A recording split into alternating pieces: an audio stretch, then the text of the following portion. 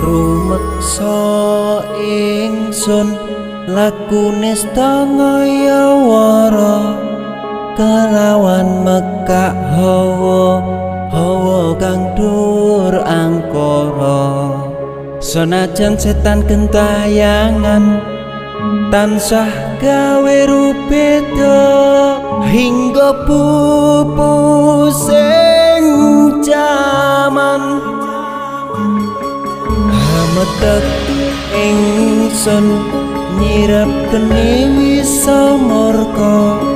maperhardaning panca saben ules sing netra